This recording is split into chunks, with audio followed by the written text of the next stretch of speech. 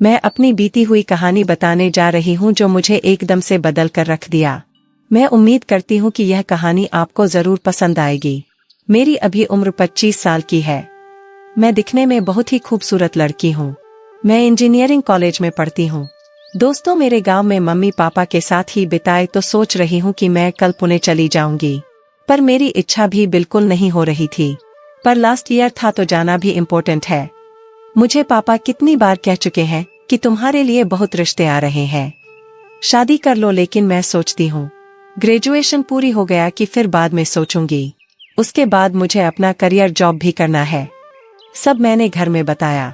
यह सब करने के बाद ही शादी का डिसीजन लूंगी। मुझे पुणे जाना था तो मैंने बहुत सारी शॉपिंग की है। मैंने मम्मी पापा के लिए भेज कपड़े खरीदे और खुद के लिए भी लिए थे और अब मैं पैकिंग में लगी हूँ। अगले दिन सुबह के 8 बजे की ट्रेन है जो सुबह करेक्ट टाइम पर आने वाली है। एक ओला कैब वाला है, उसको मैं पहचानती हूँ। मैंने उसे बोल दिया कि मेरी सुबह 8 बजे की ट्रेन है तो सुबह 5 बजे को मुझे स्टेशन छोड़ देना।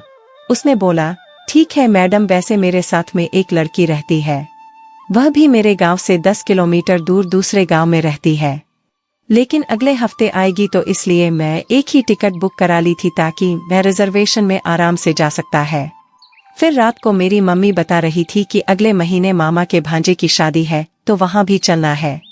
इसीलिए मैं बहुत एक्साइटेड हूँ कि मामा के यहाँ भी घूमने फिर अगले महीने भी मुझे गाँव आना था। फिर हम सभी लोग सो गए। सुबह 5 बजते ही मैंने ओला वाले को फोन लगाया। कहाँ हो भैया? वह बोला बस 15 मिनट में पहुँच रहा हूँ। 10 मिनट में वह आया और मैंने अपना सारा सामान तोला में पैक किया और आधे घंटे में स्टेशन पहुँच गई। ट्रेन प्लेटफॉर्म नंबर 2 पर आ चुकी थी।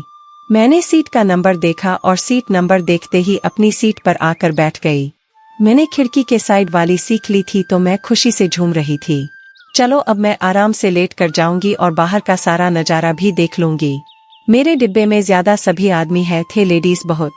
ट्रेन का टाइम हो गया था तो ट्रेन चल पड़ी। अभी ट्रेन की स्पीड कम ही थी तो एक छोटा सा स्टेशन में चढ़ा। सीट के साइड में खड़ा होकर यात्रा करने लगा।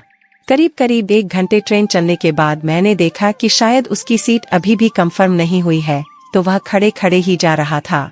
वह दिखने में बहुत खूबसूरत था। ऐसा लग रहा था कि वह मेरे ही दर्ज का है। फिर मुझे उस पर दया आ गई तो मैंने बोला खुशी देख लो तो कोई भी सीट खाली नहीं है, क्या करूं? मैंने सोचा कहीं खड़े खड़े तक जाएगा, इसलिए मैंने उसको बोल दिया कि थोड़ी देर के लिए मेरी सीट पर आप बैठ जाओ। वह मुझे थैंक यू बोलकर मेरे सीट पर बैठ गया था। मैं मौसम का मजा ले रही थी। तभी मुझे नींद आ रही थी क्योंकि मैं रात को बराबर सो नहीं पाई थी।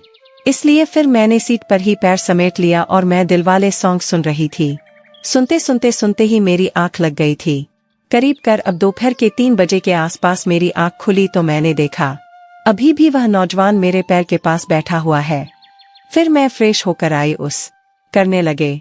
उसने अपना नाम राज बताया। वह भी पुणे जा रहा था।